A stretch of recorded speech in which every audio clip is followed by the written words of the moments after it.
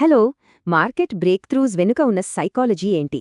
ఈ ఒక్క నిమిషం విజయం కాన్సెప్ట్ గురించి ఇప్పుడు చూద్దాం.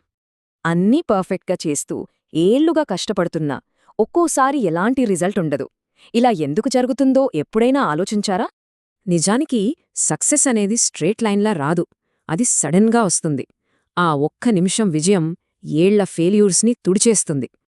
ప్రతి నెలా వచ్చే జీతంలాగా మార్కెట్ కూడా ఖచ్చితమైన లాభాలు ఇస్తుందని అనుకోవటం మనం చేసే అతి పెద్ద తప్పు. మార్కెట్లకు వాటి సొంత సైకిల్స్ ఉంటాయి. అవి నెలవారీ ఈఎంఐల్లాగా కాకుండా ఒకేసారి భారీగా సంపదను పంచుతాయి. వెంటనే రిజల్ట్స్ రావాలని ఆశిస్తే ఫ్రస్ట్రేషన్ తప్పదు.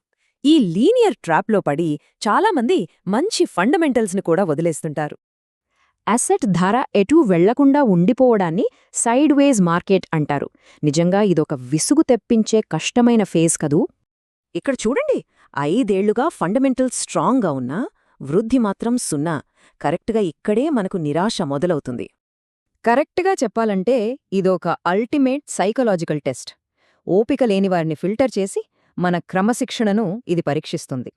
కాని ఎట్టకేలకు బ్రేకౌట్ జరిగాక వచ్చే అద్భుతమైన వృద్ధి ఇన్నేళ్ల మన ఎదురుచూపుల్ని, కష్టాల్ని పూర్తిగా మాయం చేస్తుంది. ఈ ఎగ్జాంపుల్ చూడండి.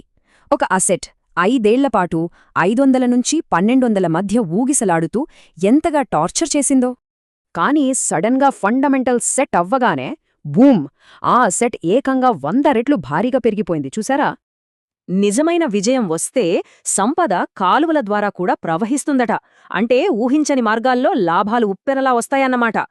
మరి ఈ ఫేజ్ దాటాలంటే ఏం చేయాలి? బేసిక్ ఫండమెంటల్స్ సెట్ చేసుకుని గట్టి క్రమశిక్షణతో నిలబడటం చాలా ముఖ్యం. ముఖ్యంగా షార్ట్ టర్మ్ నాయిజ్ని ఇగ్నోర్ చేయండి. పదే పదే స్ట్రాటజీలు మార్చకుండా మీ కోర్ ప్లాన్కి కట్టుబడి ఉండండి. భారీ లాభాలు ఇచ్చే ముందు మార్కెట్ మీ సహనాన్ని పరీక్షిస్తుంది. ఓపిక పట్టిన వారికి మాత్రమే ఆ అతిపెద్ద బహుమతి దక్కుతుంది. ఇక్కడ 90% టైంకి కేవలం వెయిటింగే పోతుంది. కానీ ఆ మిగిలిన 10%లోనే అకస్మాత్తుగా అస్సలైన మ్యాజిక్ జరుగుతుంది. ఆ ఒక్క నిమిషం విజయం గతంలోని ఫెయిల్యూర్స్ అన్నింటినీ కడిగేస్తుంది. నమ్మినా నమ్మకపోయినా ఇదే మార్కెట్ అసలైన సత్యం. సో ఇప్పుడు ఆలోచించండి. మీ ప్రస్తుత కష్టం రేపు రాబోయే ఆ భారీ బ్రేకౌట్కి ముందున్న చివరి టెస్ట్ మాత్రమేనేమో.